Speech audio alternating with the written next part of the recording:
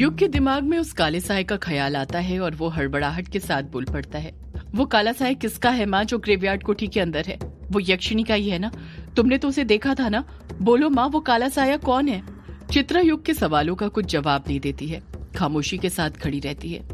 वो बस एकटक नजर से युग को देखे जा रही थी, कुछ कह नहीं रही थी। ऐसा लग रहा था जैसे वो देखना चाहती थी कि युग के मन में उसके लिए क्या था। जितनी भी भड़ास थी उसके लिए थी। वो युग के मुंह से सारी सुनना चाहती थी। युग चित्रा पर चिढ़ते हुए कहता है, ऐसे चुप खड़े मत रहो माँ, मेरे सवालों का जवाब दो। मैं कुछ पूछ रहा हूँ तुमसे। बताओ मुझे, वो काला साया किसका था? वो यक्षिणी ही है ना, जो काले साये के रूप में सबको मार रही है? वो काला साया उसी का एक नया रूप है ना? चित्रा खामोशी के साथ वहां पर खड़ी हुई थी। उसके चेहरे के एक्सप्रेशन को देखकर साफ समझ आ रहा था कि वो युग के किसी भी सवाल का जवाब नहीं देना चाहती थी। कोई चीज थी जो उसे रोके हुए थे। युग गुस्से से अपनी मुट्ठी भींचते हुए चित्रा से कहता है, तुम अभी भी बिल्कुल भी नहीं बदली हो माँ, वैसी की वैसी ही हो। तुम्हारे दिल में मेरे लिए जरा सी भी हमदर्दी नहीं है, वरना मेरे इतने पूछने पर सब कुछ सच सच बता दिया होता तुमने। तुम इतनी खुदगर्ज कैसे हो सकती हो माँ? युग चित्रा पर चीखते हुए कहता है, तुम मेरे सवालों का जवाब क्यों नहीं देती हो माँ? मैं कुछ पूछ रहा हूँ तुमसे, बताओ मुझे।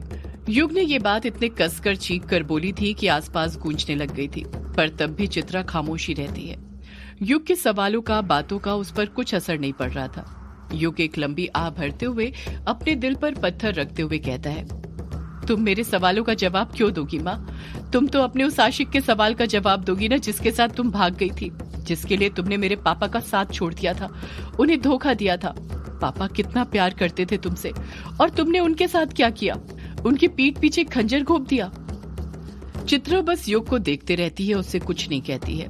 युग फिर बोल पड़ता है, तुम प्रशांत अंकल के साथ ही भागी थी ना माँ? बहुत अच्छी प्लानिंग बनाई थी तुमने और प्रशांत अंकल ने मिलकर, पर मैं तुम दोनों का पूरा प्लान समझ गया हूँ। मैं जानता हूँ प्रशांत अंकल तुम्हारे साथ भागे थे। यक्षिणी ने कोई उनको शिकार नहीं बनाया था, बस गांव में झूठी अफवाह फैली थी उनकी मौत की। ये सब भी तुमने ही किया था ना माँ? बोलो, ऐसा क्यों किया था तुमने माँ? क्यों किया था? युग के मन में जो आ रहा था वो चित्रा से बोलते जा रहा था। एक बार भी उसकी जुबान हिचकिचा नहीं रही थी, ये सोचकर कि चित्रा पर उसकी बातों का क्या असर पड़ेगा। अपने बेटे के मुंह से उसके लिए ये बातें सुनकर वो अंदर से कितना टूट रही होगी। युग फिर गुस्से के साथ चित्रा से कहता है, कुछ तो बोलो माँ, तुम कुछ बोलती क्यों नहीं हो? मुझे सच सुनना है तुम्हारे मुंह से। काली बारिश के बरसने की रफ्तार तेज हो जाती है। बादल और तेजी के साथ गरजने लगते हैं, साथ में बिजलियां भी कसकर चमकने लग जाती हैं। ये सब देखकर चित्रा घबराने लग जाती है। उसके चेहरे के एक्सप्रेशन बदलने लग जाते हैं। ऐसा लग रहा था जैसे चित्रा किसी चीज से डर रही हो। वो युग से कुछ बोलने के लिए अपना मुंह खोलने लग जाती है। उसके होंठ हिलने लग जाते हैं। युग लालसा के साथ हड़बड़ाते हुए कहता है, बोलो माँ, बोलो, तुमने ऐसा क्यों किया? कौन है वो काला साया माँ? बोलो, बताओ मुझे। चित्रा अपना सीधा हाथ उठाती है और युग की तरफ इशारा करने लग जाती है। युग अजीब सा मुंह बनाने लग जाता है। उसके बिल्कुल समझ नहीं आ रहा था कि चित्रा उससे क्या कहना चाहती थी। चित्रा अपनी नजरों से इशारा करते हुए युग को पीछे देखने के लिए कहती है। चित्रा को देखकर ऐसा लग रहा था जैसे युग के पीछे कोई है, जिसको देखकर चित्रा इतना घबरा गई थी। युग तुरंत पीछे मुड़ता है। जब वो पीछे मुड़ता है तो देखता है उसके पीछे जो झाड़ियां थी उसमें हलचल बढ़ने लग गई थी। ऐसा लग रहा था जैसे वहां पर कोई है। वो बड़े ही गौर से झाड़ियों की तरफ देख रहा था। झाड़ियों के अंदर हलचल और ज्यादा बढ़ जाती है। युग हैरानी के साथ झाड़ियों की तरफ एकटक नजर से देख ही रहा था कि तभी वो देखता है कि झाड़ियों के अंदर से कोई निकलने लग जाता है। झाड़ियों में कुछ ज्यादा ही अंधेरा था, जिस कारण कुछ समझ नहीं आ रहा था कि वहां पर कौन था, लेकिन इतना साफ समझ आ रहा था कि वहां पर कोई ना कोई तो जरूर था। युग हिचकिचाते हुए बड़ी हिम्मत के साथ कहता है, कौन है? कौन है वहां? पर युग की ये बात कहते ही झाड़ियों से निकला शख्स आगे आने लग जाता है। वो युग की तरफ अपने कदम बढ़ाने लग जाता है। जब वो शख्स झाड़ियों से निकलकर युग के पास पहुंचता है तो युग देखता है कि झाड़ियों में से जो शख्स निकला था वो कोई और नहीं बल्कि यामिनी थी। युग यामिनी से कुछ कहता उससे पहले ही यामिनी युग को गले लगाते हुए कहती है, युग बाबू, आप ठीक तो हैं? मुझे कितनी फिक्र हो रही थी आपकी। युग कुछ कहता उससे पहले ही यामिनी देखती है कि युग काली बारिश में पूरी तरह भीग चुका था। उसके हाथ में उसका छाता नहीं था। यामिनी हड़बड़ाहट के साथ युग से कहती है, आपका छाता कहाँ पर है युग बाबू? मैंने आपसे कहा था ना, इस काली बारिश में भीगना आपके लिए ठीक नहीं है। ये काली बारिश उस काले साए ने कराई है अपनी काली शक्तियों से। यामिनी ने एक साथ युग से इतने सारे सवाल कर लिए थे कि युग अकबका जाता है। उसकी समझ में नहीं आता कि वो पहले यामिनी के किस सवाल का जवाब दे।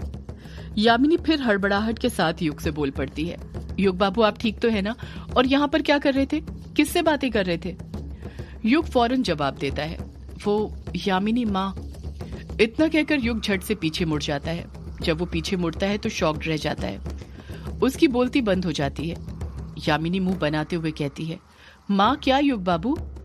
युग अपने आसपास देखते हुए बौखलाहट के साथ कहता है, माँ यामिनी, माँ अभी यहीं पर थी। यामिनी अपनी दोनों भवें ऊपर उठाते हुए हैरानी के साथ कहती है, माँ यानी चित्रा आंटी? वो यहाँ थी काला झाड़ी जंगल में? युग हामी भरते हुए कहता है, हाँ यामिनी माँ यहीं पर थी, तुम्हारे आने से पहले मैं उन्हीं से बात कर रहा था, पता नहीं कहाँ चली गई वो। युग अपने आसपास चित्रा को ढूंढने लग जाता है, पर चित्रा उसे कहीं भी नजर नहीं आती है। युग चित्रा को ढूंढने के लिए अपने कदम हड़बड़ाहट के साथ आगे बढ़ाने लग जाता है। यामिनी उसी वक्त युग को रोकते हुए कहती है, युग बाबू आप कहाँ जा रहे हैं अब? युग चलते हुए जवाब देता है, माँ को ढूंढने यामिनी, वो जरूर तुम्हें देखकर फिर छिप गई होगी, वो यहीं कहीं होगी। ये सब बोलते हुए युग अपने कदम बढ़ा ही रहा था कि तभी उसके पैर फिर लड़खड़ाने लग जाते हैं और वो गिरने लग जाता है। युग गिरता उससे पहले यामिनी उसे संभाल लेती है और अपने कंधे का सहारा देते हुए कहती है, संभल कर युग बाबू वरना आप गिर जाएंगे। यामिनी ने इतना कहा ही था कि तभी उसकी नजर युग के हाथों की हथेली पर पड़ती है जिस पर खून के निशान थे। यामिनी घबराते हुए कहती है, युग बाबू आपके हाथ से तो खून निकल रहा है, ये चोट कैसे लगी आपको? युग हड़बड़ाहट के साथ जवाब देता है, माँ को ढूंढते हुए, यामिनी वो यहीं थी, उन्हीं का पीछा करते करते मैं गिर गया था तो मुझे ये चोट लग गई, वो यहीं पर है।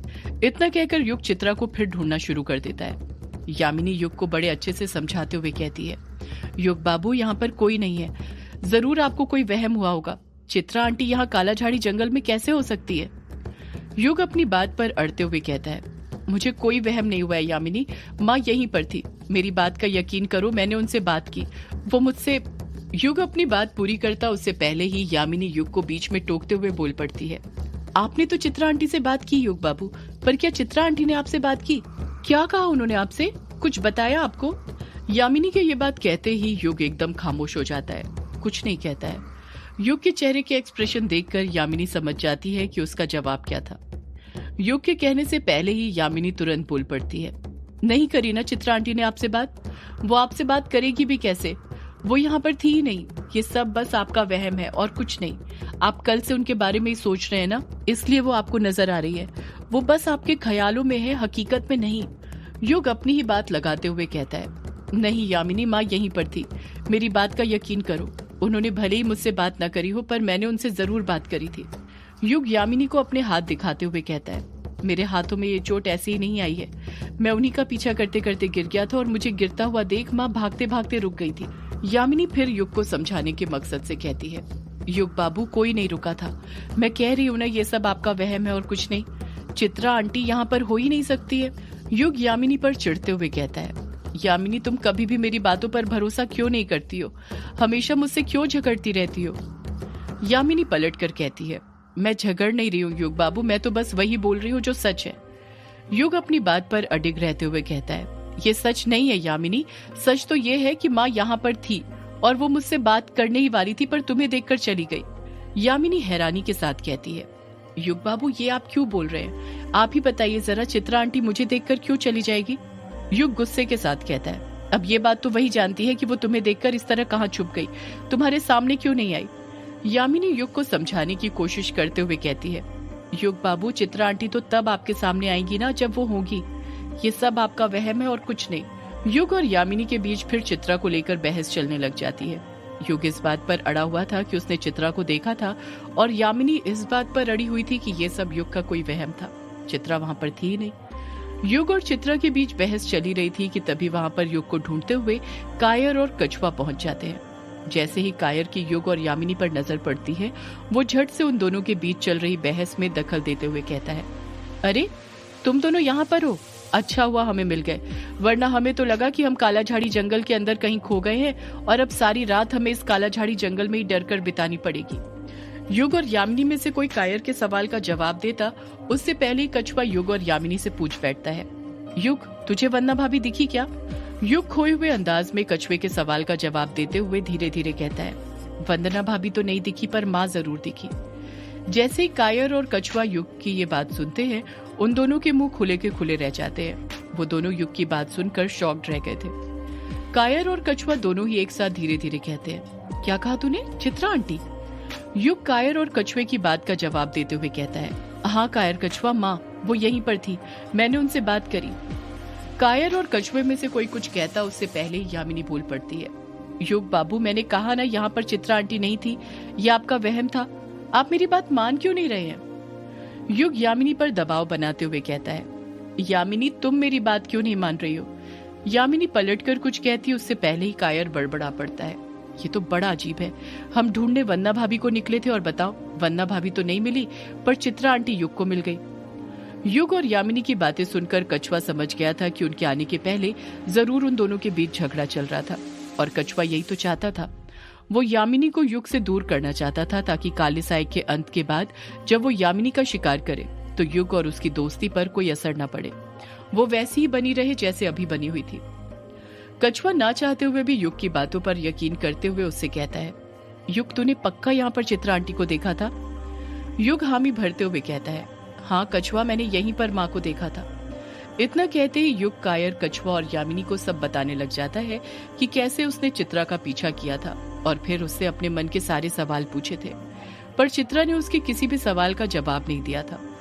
युग की सारी बात सुनने के बाद कछुआ कुछ सोचते हुए कहता है, इसका मतलब ये हुआ कि चित्रा आंटी को वन्ना भाभी का संदेश मिल गया था, उन्हीं के बुलाने पर वो वापस लौट कर आई है। कायर कछुए को बीच में ही टोकते हुए कहता है, पर कछुआ, अगर चित्रा आंटी वापस लौट कर आ गई है तो फिर वो हमारे सामने क्यों नहीं आ रही है, हमसे छुप क्यों रही है? सदियों से है पुरानी ये है यक्षिणी की कहानी। यक्षिणी एक आग है, यक्षिणी तेरा ख्वाब है।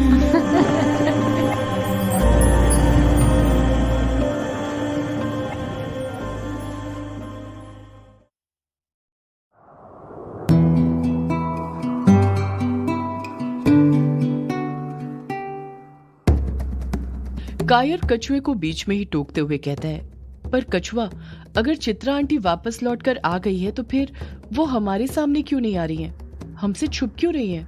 युग गुस्से से अपनी मुट्ठी भींचते हुए कायर के सवाल का जवाब देते हुए कहता है, वो हम सबके सामने आएगी भी कैसे कायर? तू खुद सोच, उन्होंने काम ही इतना गंदा किया है तो उन्हें हमारे सामने आने में शर्म तो आएगी ही ना। कायर, कछुआ, यामिनी तीनों खामोशी के साथ खड़े रहते हैं। उन्हें युग की आंखों में चित्रा के लिए बेइंतहा नफरत नजर आ रही थी, और वो तीनों ये बात अच्छे से जानते थे कि ऐसे वक्त में चुप रहना ही ठीक था। युग अपनी बात को आगे जारी रखते हुए कहता है, वो हमारे सामने नहीं आ रही है तो क्या हुआ, हम ही उन्हें अपने सामने ले आते हैं, वो यहीं पर है। कायर, कछुआ, इसी काला झाड़ी जंगल में हमें उन्हें ढूंढना चाहिए। यामिनी तुरंत युग को मना करते हुए कहती है, नहीं युग बाबू, अब हमें किसी को भी ढूंढना नहीं चाहिए, ना ही चित्रा आंटी को, ना ही वन्ना भाभी को। हमें वापस हवेली चलना चाहिए। युग यामिनी से पलट कर कहता है, ये तुम क्या बोल रही हो यामिनी, वापस चलने की बात कह रही हो? तुम ऐसा बोल भी कैसे सकती हो? तुम जानती हो ना, हम लोग माँ के बारे में ही पता करने में लगे हुए थे, और अब जब वो वापस आ गई है, यहीं पर है, तो हम हवेली कैसे जा सकते हैं? हमें उन्हें ढूंढकर हमारे सामने लाना चाहिए, ताकि हम उनसे सब कुछ जान सके, पूछ सकें कि वो काला साया किसका है। यामिनी बड़े प्यार से युग को समझाते हुए नम लहजे के साथ कहती है, मैं आपकी बात समझ रही हूँ युग बाबू, पर आप देख नहीं रहे हैं यहाँ पर कितनी बारिश हो रही है, और आपके पास तो छाता भी नहीं है, और मैंने कहा था ना आपसे कि इस काली बारिश में। यामिनी अपनी बात पूरी करती उससे पहले ही युग उसे बीच में टोकते हुए कहता है, हाँ यामिनी, मुझे पता है, तुमने मुझसे कहा था कि इस काली बारिश में भीगना मेरे लिए ठीक नहीं है, इसका मुझ पर बुरा असर हो सकता है, पर मैं क्या करूं? मुझे अभी और कोई रास्ता नजर नहीं आ रहा है, और वैसे भी मुझे लगता है जब तक इस काले साए का अंत नहीं होने वाला, ये काली बारिश नहीं रुकने वाली है। मैं इस काली बारिश के रुकने का इंतजार भी नहीं कर सकता हूँ। माँ इसी काला झाड़ी जंगल में है और मुझे उन्हें ढूंढना होगा। यामिनी फिर युग को समझाते हुए कहती है, पर युग बाबू, ये सब आपका कोई वहम भी तो हो सकता है ना? हो सकता है आंटी जी यहाँ पर हुई ना, आपको बस आंखों का धोखा हुआ हो। युग गुस्से के साथ यामिनी से कहता है, यामिनी, फिर तुम वही बात कहने लग गई। मैंने कहा ना, ये मेरी आंखों का धोखा नहीं है, माँ सच में यहाँ पर थी। युग फिर यामिनी को अपने दोनों हाथ दिखाते हुए कहता है, ये चोट मुझे ऐसे ही नहीं लगी है, माँ का पीछा करते करते लगी है और इसे देखकर ही वो रुक गई थी। तुम मेरी बात का यकीन क्यों नहीं करती हो? यामिनी पलटकर कुछ कहती है, उससे पहले ही कछुआ बीच में दखल देते हुए कहता है, युग तू परेशान क्यों हो रहा है? हम हैं ना तेरे साथ, तेरे दोस्त। हमें तुझ पर पूरा भरोसा है। अगर तू कह रहा है कि तुझे चित्रा आंटी यहाँ पर दिखी है तो जरूर दिखी होगी। कछुआ तुरंत अपनी आंख से कायर को इशारा करते हुए उसकी हाँ में हाँ मिलाने के लिए उससे कहता है, क्यों कायर, तुझे अपने दोस्त युग पर भरोसा है या नहीं? वैसे कायर को भी लग रहा था कि युग को कोई धोखा हुआ है, इसलिए पहले तो वो एकदम से कोई जवाब नहीं देता है। पर जब कछुआ उसे गुस्से से कुछ ज्यादा ही घूरने लग जाता है तो वो झट से कछुए की हाँ में हाँ मिलाते हुए कहता है, हाँ, मुझे भी अपने दोस्त पर पूरा भरोसा है। उसे ये चोट ऐसे ही थोड़ी लगी है, चित्रा आंटी का पीछा करते हुए लगी है। यामिनी और युग दोनों में से कोई कुछ कहता उससे पहले ही कछुआ फिर इस बात का फायदा उठाते हुए बड़ी चालाकी के साथ यामिनी को युग की नजरों में गिराते हुए कहता है, युग, लगता है बस यामिनी को ही तुझ पर यकीन नहीं है। उसे तुझ पर यकीन होगा भी क्यों, वो थोड़ी तेरी दोस्त है, बस हम लोग तेरे दोस्त हैं। जैसे कछुआ ये बात बोलता है, यामिनी कछुए को गुस्से से घूरने लग जाती है। कछुआ डर से तुरंत यामिनी से अपनी नजरें चुराने लग जाता है, पर यामिनी कछुए को गुस्से के साथ घूरते हुए एकटक उसे ही देखते हुए कहती है, सही कहा कछुआ तूने, मैं युग बाबू की दोस्त थोड़ी हूँ, मैं तो उनकी प्रेमिका हूँ, इसलिए मुझे उनकी जान की फिक्र है, तभी मैं उन्हें रोक रही हूँ। तुम्हें जरा भी अंदाजा नहीं है इस काला झाड़ी जंगल में कितने खतरे हैं। मैंने इस जंगल में अभी कुछ देर पहले एक अजीब सी शक्ति। यामिनी अपनी बात पूरी करती है उससे पहले ही युग यामिनी को बीच में टोकते हुए बोल पड़ता है, बस यामिनी, बस करो अपनी ये फालतू की बकवास। मुझे ना कुछ नहीं सुनना है, बस अपनी माँ को ढूंढना है ताकि उनसे सब कुछ पूछ सकूं। और इस बार जब वो मुझे मिलेगी तो मैं उन्हें तब तक नहीं जाने देने वाला जब तक वो मेरे सारे सवालों के जवाब नहीं दे देती है। यामिनी फिर हिम्मत करते हुए युग को किसी न किसी बहाने से जाने से रोकने के मकसद से कहती है, पर युग बाबू, आप ये बारिश देख रहे हैं ना, आपके पास छाता नहीं है कि मैं आपको जाने दूं, और तो और ये कछुए के पास भी छाता नहीं है कि उनसे लेकर आपको दे दूं। यामिनी अपनी बात पूरी करते हुए कायर और कछुए दोनों की ओर देखते हुए कहती है, कहाँ गए तुम दोनों के पास के छाते? कायर हकलाते हुए जवाब देता है, वो अभी एक बहुत तेज हवा का झोंका आया था ना, उसी में हम दोनों के छाते भी उड़ गए। यामिनी पलटकर कुछ कहने वाली थी कि उससे पहले ही युग यामिनी को गुस्से के साथ घूरते हुए कहता है, यामिनी, तुम ये अपनी फालतू की बातें करके हमारा वक्त बर्बाद करना बंद करोगी? एक तो वैसे ही वक्त बहुत कम है, ऊपर से तुम हमारा वक्त और बर्बाद कर रही हो। माँ इसी काला झाड़ी जंगल में है, इससे पहले कि वो यहाँ से चली जाए हमें उन्हें ढूंढना होगा। कछुआ युग की बात में हामी भरते हुए कहता है, युग बिल्कुल ठीक कह रहा है, हमें चित्रा आंटी को ढूंढना होगा। कोई युग का साथ दे या ना दे, पर मैं तो जरूर दूंगा। यामिनी फिर कछुए को गुस्से के साथ घूरने लग जाती है, पर वो जानती थी कि वो युग को कितना भी समझाए वो नहीं समझने वाला था। युग वही करने वाला था जो उसके मन में था, और अब तो कछुआ भी उसका साथ देने के लिए तैयार हो गया था। अगर वो युग का साथ देने से मना कर देती तो उनके रिश्ते में और ज्यादा कड़वाहट आ जाती, इसलिए वो भी युग का साथ देने के लिए तैयार हो जाती है। वो चारों काला झाड़ी जंगल के अंदर चित्रा को ढूंढना शुरू कर देते हैं। उन्हें उम्मीद थी कि चित्रा अगर उन्हें नहीं भी मिली तो वंदना तो मिल ही जाएगी। उन चारों ने चित्रा और वंदना को काला झाड़ी जंगल में ढूंढना शुरू कर दिया था, पर यामिनी ने सोच कर रखा था कि इस बार वो युग का साथ नहीं छोड़ेगी, उसके पास ही रहेगी। इसलिए हर जगह वो उसके साथ साथ ही चल रही थी, एक पल के लिए भी उससे दूर नहीं जा रही थी। यामिनी चक्र बस अपने लिए बना सकती, इस वजह से बस एक वही थी जो काली बारिश में नहीं भीग रही थी। बाकी बचे युग, कायर और कछुआ वो तीनों ही अपना छाता गंवा चुके थे, जिस कारण वो बारिश में भीग रहे थे। कुछ ही घंटों में वे सब पूरा काला झाड़ी जंगल घूम लेते हैं, पर ना उन्हें कहीं चित्रा मिलती है न वंदना। उनके हाथ लगती है तो सिर्फ और सिर्फ नाकामी। युग, कायर और कछुआ तीनों ही बहुत थक गए थे, और सबसे ज्यादा कोई थका था तो वो था कायर। उसके अंदर इतनी भी हिम्मत नहीं थी कि एक कदम भी अब वो और आगे बढ़ा पाए। युग, यामिनी, कछुआ और कायर धीरे धीरे अपने कदम बढ़ाते हुए आगे बढ़ ही रहे थे कि कायर रुकते हुए थकान के साथ कहता है, बस बहुत हुआ, अब मैं और नहीं चल सकता। युग, मुझे नहीं लगता चित्रा आंटी और वंदना भाभी यहाँ पर है, लगता है वो दोनों हमारे हाथ से निकल गई। कछुआ भी कायर का साथ देते हुए कहता है, हाँ युग, मुझे भी यही लगता है, मेरे अंदर भी अब चलने की जरा सी भी हिम्मत नहीं है, हमें अब वापस चलना चाहिए। युग को भी चित्रा की अब मिलने की कोई उम्मीद नजर नहीं आ रही थी, इसलिए वो भी उनकी बातों से सहमत होते हुए कहता है, हाँ चलो चलते हैं। जैसे ही युग ये बात बोलता है, यामिनी तुरंत बोल पड़ती है, युग बाबू, मैंने कहा था यहाँ पर चित्रा आंटी नहीं है, पर आप है कि मेरी बात ही नहीं मान रहे थे। अब तो देख लिया ना आपने सब कुछ अपनी आंखों से, मिल गई आपके मन को तसल्ली। युग यामिनी पर चिढ़ते हुए कहता है, यामिनी, हमें वंदना भाभी भी तो नहीं दिखी ना यहाँ पर, लेकिन वो आई तो यहीं पर थी ना। तुम ही तो हमें यहाँ तक लेकर आई थी, उनके कदमों का पीछा करवाते करवाते। इसका मतलब ये तो नहीं ना कि वंदना भाभी भी यहाँ पर नहीं आई थी। जिस तरह वंदना भाभी यहाँ से चली गई है, उसी तरह माँ भी चली गई होगी। यामिनी पलटकर कुछ नहीं कहती है, खामोश खड़ी रहती है। युग की बातें सुनकर वो समझ गई थी कि वो बहुत गुस्से में था। उसे अब वो और गुस्सा नहीं दिलाना चाहती थी। युग कहता है, अगर वंदना भाभी यहाँ पर नहीं है तो जरूर वो हवेली ही गई होगी। हवेली छोड़कर आखिर वो जा भी कहाँ पर सकती है? हमें वहीं पर चलना चाहिए। युग की ये बात कहते ही वो चारों फिर से हवेली जाने के लिए रवाना हो जाते हैं। कुछ ही देर बाद युग, यामिनी, कायर और कछुआ रोंका-मुचा गांव पहुंच जाते हैं और वो लोग हवेली पहुंचने ही वाले थे। हवेली से बस 50 मीटर की दूरी पर थे। बारिश और जमकर बरसने लग गई थी। कछुआ, कायर और युग तीनों की ही हालत काली बारिश में भीगने के कारण और ज्यादा खराब हो गई थी। कायर और कछुआ दोनों का सिर दुखने लग गया था। दोनों ही अपना सिर पकड़कर अपने कदम आगे बढ़ा रहे थे। काली बारिश में भीगने के कारण सबसे ज्यादा जिसकी हालत खराब हुई थी वो युग था। युग की आंखें पूरी तरह काली हो गई थी। आंख के अंदर जो सफेद सरफेस था वो कहीं नजर ही नहीं आ रहा था। समझ ही नहीं आ रहा था कि युग की आंखों में पुतली थी भी या नहीं। युग को उसकी आंखों में हल्की हल्की जलन भी होने लग गई थी, पर वो ये बात किसी को बता नहीं रहा था, क्योंकि वो नहीं चाहता था कि उसकी वजह से उसके दोस्त और टेंशन में आए। पर यामिनी को कहीं ना कहीं अंदाजा हो गया था कि युग को कुछ न कुछ परेशानी तो जरूर है। उसको अंदाजा होता भी कैसे नहीं, आखिर वो युग से प्यार करती थी, और जिससे हम प्यार करते हैं उसे जरा सा भी दर्द या कोई चोट लगती है तो हमें भी एहसास हो ही जाता है। यामिनी परेशान होते हुए युग से कहती है, युग बाबू, मैंने कहा था ना आपसे, आपको इस काली बारिश में नहीं भीगना चाहिए, ये आपके लिए ठीक नहीं है। देखा ना आपने क्या हुआ। इस बार युग पलटकर कुछ नहीं कहता है। वो ये बात अच्छे से जानता था कि इस बार गलती उसी की थी।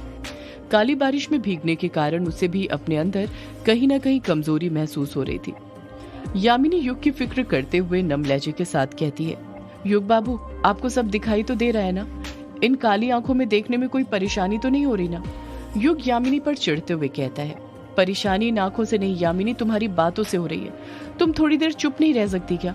मैंने कहा ना, ये बस इन्फेक्शन है, ठीक हो जाएगा। कछुआ भी तुरंत बोल पड़ता है, हाँ यामिनी, ये ठीक हो जाएगा। अमोदिता है ना, देखना वो कैसे युग को ठीक करती है। यामिनी पलटकर कुछ कहती, उससे पहले ही कायर कुछ घबराते हुए बोलता है, यार वो जरा हवेली के गेट पर देखो। जैसे ही कायर ये बात बोलता है, युग, यामिनी और कायर तीनों अपनी नजरें हवेली के दरवाजे की तरफ कर लेते हैं, जिससे वो करीब 15 कदम की दूरी पर थे। जब वो तीनों हवेली के दरवाजे पर अपनी नजरें करते हैं तो वो भी कायर की तरह घबरा जाते हैं और जहाँ पर थे वहीं पर खड़े रह जाते हैं। सदियों से है पुरानी ये है यक्षिणी की कहानी। यक्षिणी एक आग है, यक्षिणी तेरा ख्वाब है।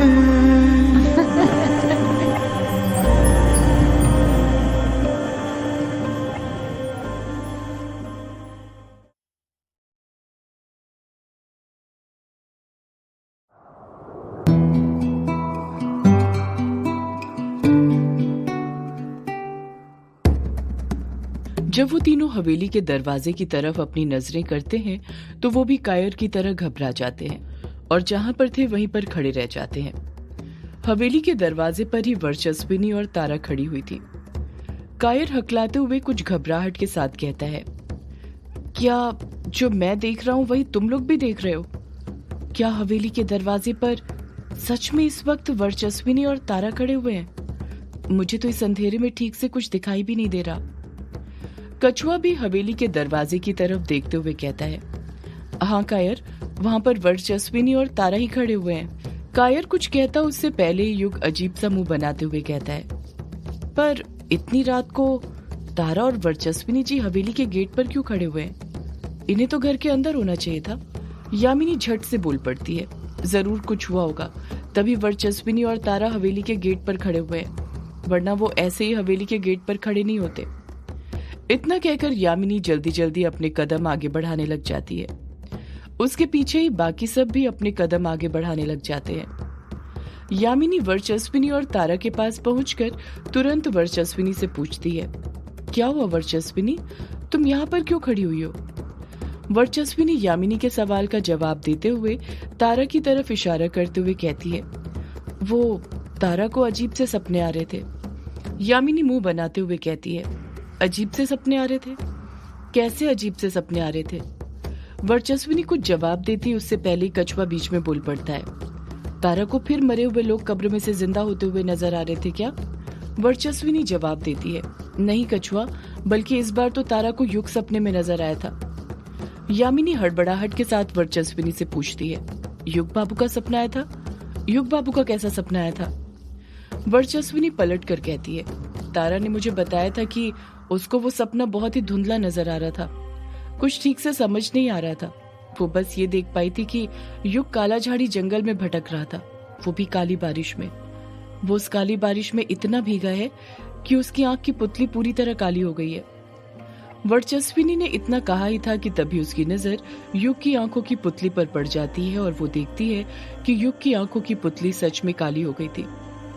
वर्चस्विनी घबराते हुए हड़बड़ाहट के साथ कहती है, ये क्या युग, तुम्हारी आंखों की पुतली तो सच में काली हो गई, इसका मतलब तारा का ये सपना भी सच हो गया। कोई कुछ कहता उससे पहले ही वर्चस्विनी फिर बोल पड़ती है, ये कैसे हुआ युग, तुम्हारी आंखों की पुतली काली कैसे पड़ गई, तुम ठीक तो हो ना? युग तुरंत पलट कर कहता है, मैं बिल्कुल ठीक हूँ वर्चस्विनी जी, मुझे कुछ नहीं हुआ है। आप तो ये बताइए कि आप तारा को लेकर यहाँ पर क्यों खड़ी हुई थी? वर्चस्विनी तुरंत पलट कर कहती है, वो जब तारा को ये सपना आया था और उसने मुझे इसके बारे में बताया तो मैं सीधे तुम्हारे ही रूम में आई थी, पर तुम वहां पर थे ही नहीं। तुम क्या, तुम्हारे कोई भी दोस्त नहीं थे। फिर मैं समझ गई थी कि जरूर तुम सब बाहर ही गए होगे। मैं भी तारा को लेकर बाहर ही आने वाली थी, पर फिर मुझे यामिनी की बात याद आ गई कि उसने कहा था कि चाहे कुछ भी हो जाए तारा को हवेली के बाहर मत निकलने देना, वो जब तक यहाँ पर है सुरक्षित है। इसलिए मैं तारा को लेकर यहीं पर रुक गई और तुम सबके वापस आने का यहीं पर इंतजार करने लग गई।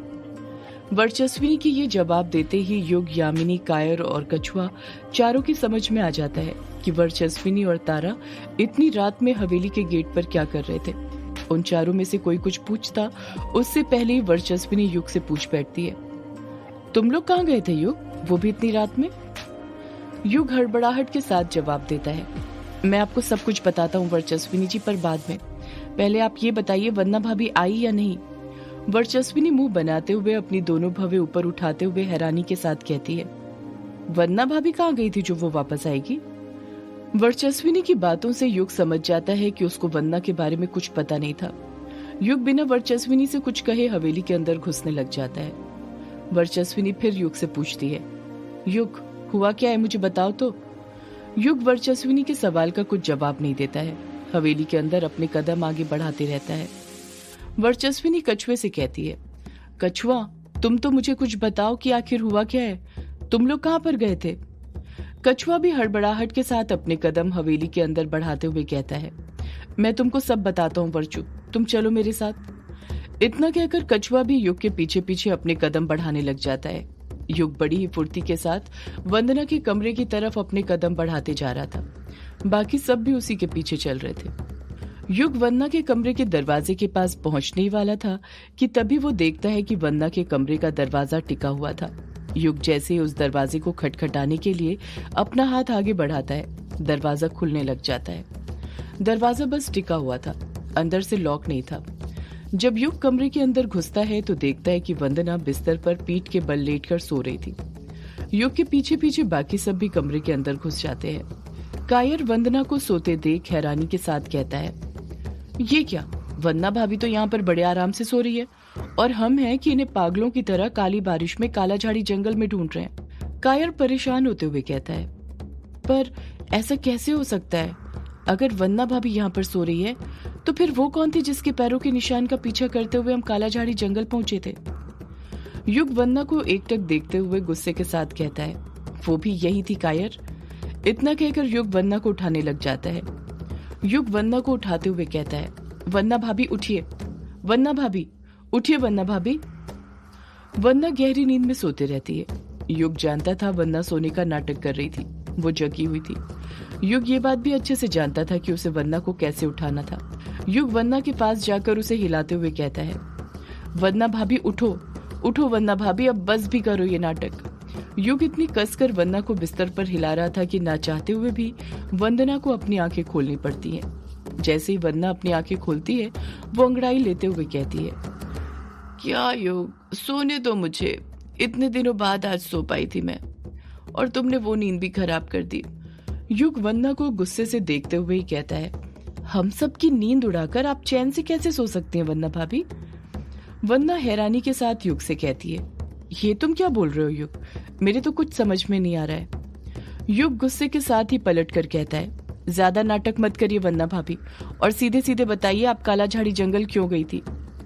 वंदना अनजान बनते हुए कहती है, मैं कब काला झाड़ी जंगल गई थी? तुम्हें जरूर कोई धोखा हुआ है युग। युग अपनी बात पर अडिग रहते हुए कहता है, मुझे कोई धोखा नहीं हुआ है वंदना भाभी, आप न सीधे सीधे बताइए आप काला झाड़ी जंगल क्यों गई थी? उस कुचकुचवा दौतिया ने क्या संदेश दिया था? जैसे ही युग कुचकुचवा दौतिया का जिक्र छेड़ता है, वंदना की घबराहट बढ़ जाती है, उसकी आंखों में एक डर दिखाई देने लग जाता है। युग वंदना पर दबाव बनाते हुए उससे पूछता है, आप चुप क्यों हैं वंदना भाभी? मेरे सवालों का जवाब दीजिए, बताइए मुझे, उस कुचकुचवा दौतिया को किसने भेजा था? उसने आपको ऐसा क्या संदेश दिया था कि उससे मिलते ही आप काला झाड़ी जंगल चली गई? वहां पर आप किससे मिलने गई थी? वंदना अभी भी अनजान बनते हुए कहती है, ये तुम क्या बोले जा रहे हो युग, मेरे तो कुछ समझ नहीं आ रहा है, मैं कब कुचकुचवा दौतिया से मिल गई? युग वंदना पर चिढ़ते हुए कहता है, झूठ मत बोलिए वंदना भाभी, मुझे अच्छे से पता है आप काला झाड़ी जंगल में किससे मिलने गई थी, पर मैं सारा सच आपके मुंह से सुनना चाहता हूँ, बताइए मुझे। वंदना भी अपनी बात पर अडिग रहते हुए कहती है, मैं कहीं नहीं गई थी युग, मैं तो अपने कमरे में सो रही थी। युग वंदना को गुस्से के साथ घूरते हुए कहता है, झूठ मत बोलिए वंदना भाभी, आप कभी कोई बात मुझे एक बार में बताती क्यों नहीं है? मुझसे सब कुछ छुपाती क्यों रहती हैं? अगर आप काला झाड़ी जंगल नहीं गई थी तो फिर ये आपकी साड़ी गीली कैसे है? वंदना के बिस्तर पर ही एक सफेद भीगी हुई साड़ी रखी हुई थी। वंदना ने इतनी हड़बड़ाहट के साथ साड़ी बदली थी कि उस साड़ी को बेड पर ही छोड़ दिया था, उसे अंदर रखना भूल गई थी। फर्श पर ही मिट्टी के पैरों के निशान भी छपे हुए थे जो सीधे वंदना के बेड तक जा रहे थे। युग उन निशानों की तरफ इशारा करते हुए कहता है, और ये मिट्टी कैसी है वंदना भाभी? कह दीजिए ये काला झाड़ी जंगल की मिट्टी नहीं है, आप वहां पर नहीं गई थी अभी? वंदना खामोश रहती है, युग के सवालों का कुछ जवाब नहीं देती है। युग वंदना से सवाल करे ही जा रहा था, पर यामिनी का उसके सवालों पर जरा सा भी ध्यान नहीं था। उसका ध्यान था तो कमरे के अंदर मौजूद लोगों पर। वो नोटिस कर रही थी कि कमरे के अंदर युग के सभी दोस्त थे सिवाय अभिमन्यु और डायना को छोड़कर। वो दोनों शाम से ही एक कमरे के अंदर थे। इतना सब कुछ हो गया था पर एक पल के लिए भी बाहर नहीं आए थे, जैसे उन्हें इन सब चीजों की कोई फिक्र ही ना हो। यामिनी अभिमन्यु के बारे में मन ही मन सोचती है कि अभिमन्यु अभी तक नहीं आया, आखिर ये डायना के कमरे में उसके साथ ऐसा क्या कर रहा है कि इसे जरा सी भी युग बाबू की फिक्र नहीं है। वैसे तो बड़ा कहता फिरता है कि युग मेरा बचपन से बहुत अच्छा दोस्त है, और अब उस दोस्त की आंखें काली पड़ गई तो उसे उसकी जरा सी भी फिक्र नहीं हो रही है क्या? युग वंदना पर फिर दबाव बनाते हुए कहता है, आप चुप क्यों खड़ी है वंदना भाभी? मेरे सवाल का जवाब दीजिए, आप किससे मिलने गई थी काला झाड़ी जंगल में? वंदना झट से कहती है, मैं कहीं नहीं गई थी युग, तुम मेरी बात समझ क्यों नहीं रहे हो? मैं यहीं पर थी, मुझे किसी ने कुचकुचवा के जरिए कोई संदेश नहीं भेजा था। युग के समझ नहीं आ रहा था कि इतना सब कुछ हो जाने के बाद भी वंदना उसे कुछ बता क्यों नहीं रही थी, उससे बातें क्यों छुपा रही थी। तारा वंदना के बगल में ही खड़ी हुई थी और वंदना की आंखों में देखकर तारा समझ गई थी कि वंदना बहुत कुछ छुपा रही थी। युग वंदना से कुछ और पूछता उससे पहले ही तारा के दिमाग में न जाने क्या आता है। वो वंदना का हाथ पकड़ते हुए उससे कहती है, आप सब कुछ बता क्यों नहीं देती वंदना आंटी? तारा ने वंदना का हाथ पकड़कर इतना कहा ही था कि तभी वंदना और तारा दोनों के हाथों से सफेद रोशनी निकल जाती है। वो रोशनी इतनी तेज निकली थी कि कमरे के अंदर मौजूद सभी लोगों ने अपनी आंखें बंद कर ली थी। वो रोशनी उनकी आंखों में एक पल के लिए चुभने लग गई थी। कायर घबराते हुए कहता है, ये क्या हो रहा है कि तारा के हाथों से रोशनी कैसे निकल रही है? कुछ पल बाद कमरे के अंदर मौजूद बाकी सब लोगों ने तो अपनी आंखें खोल ली थी, पर तारा की आंखें अभी भी बंद ही थी और उसने अपने हाथ में वंदना का हाथ थामे हुए था। तारा को देखकर ऐसा लग रहा था जैसे वो एक अलग ही दुनिया में खो गई हो। उसे किसी चीज का एहसास हो रहा हो। तारा की आंखें अभी भी बंद थी। उसको ऐसे देखकर वर्चस्विनी घबरा जाती है और तुरंत उसके पास जाती है और उसे छूते हुए कहती है, तारा बेटी क्या हुआ तुम्हें? तारा कुछ नहीं कहती है। उसकी आंखें अभी भी बंद थी। वंदना की भी समझ नहीं आ रहा था कि तारा उसके साथ क्या कर रही थी। जब यामिनी की नजर तारा के हाथ के बीच से निकलती हुई रोशनी पर पड़ती है तो यामिनी समझ जाती है कि तारा अपनी शक्तियों का इस्तेमाल कर रही है। वो तुरंत वर्चस्विनी को तारा से दूर करते हुए कहती है, कुछ देर के लिए तारा से दूर हो जाओ वर्चस्विनी। वर्चस्विनी अपने कदम यामिनी के साथ ही पीछे खींच लेती है। तारा वंदना का हाथ थामे रहती है। उसके दिल की धड़कन जोरों से चलने लग गई थी। किसी को कुछ समझ नहीं आ रहा था कि वो आखिर कर क्या रही थी, उसके साथ हो क्या रहा था। अगले ही पल तारा अपनी आंखें खोलती है और वंदना को एकटक देखते हुए कहती है, आप चित्रा आंटी से मिलकर आ रही है ना वंदना आंटी? जैसे ही तारा ये बात बोलती है वंदना के पैरों तले जमीन खिसक जाती है।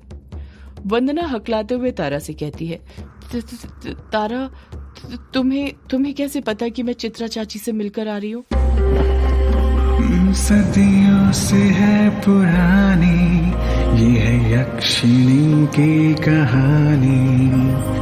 यक्षिणी एक आग है, यक्षिणी तेरा ख्वाब है।